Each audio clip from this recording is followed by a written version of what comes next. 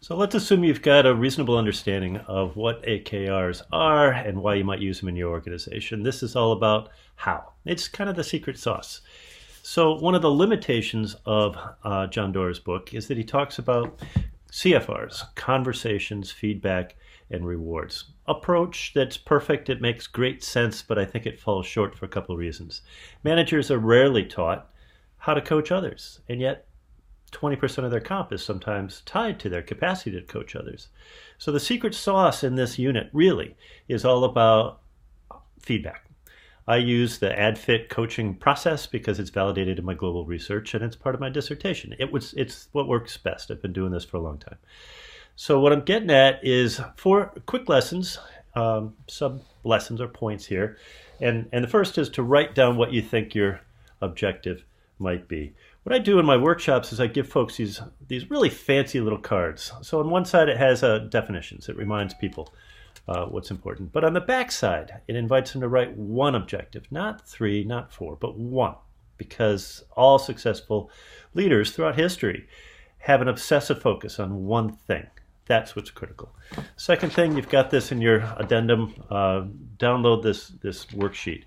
It's incredibly helpful. A little structure goes a long way. We all need to write things down.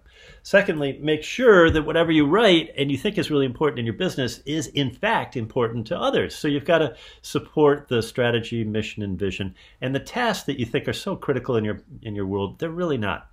They should follow. They should cascade and down from what you think are your critical OKRs. They are the bridge in whatever activities you choose to do. Third, make sure that you review your OKRs quarterly. There's a cadence, and there's an image here that helps you, that is minimal. Quarterly is, I think, minimal. Some companies do so weekly. The point is to have a regular feedback session. If you've got 30 minutes, I design it as a 10-10-10. So that means I speak as a manager for 10 minutes because it's my agenda. I'm helping you maximize your productivity. The second 10 minutes is my direct reports. Why? Because they need to know that they've got control over the agenda and that they're asking for whatever resources are critical. And the third 10-minute section is that time when we collaborate and determine what we're going to do next. 10-10-10. If you've got 60 minutes, it's a 20-20-20 model. And the last point is about AdFit. So you might be thinking, what is this secret sauce he keeps referring to? Well, it's what works. So the A and the D are assess your strengths and define a meaningful outcome. Too often, managers have focused on the gaps, the weaknesses. We now know in psychology and in business that it's simply not useful.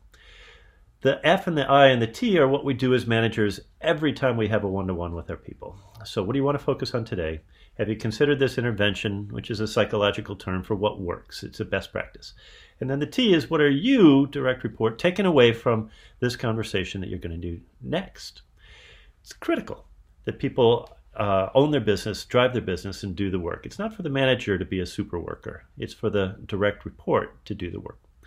So this is a bit of a longer video, maybe a bit of a rant, but I hope it's useful for you, and I hope you implement the how. It's the secret sauce, the third half of this little course.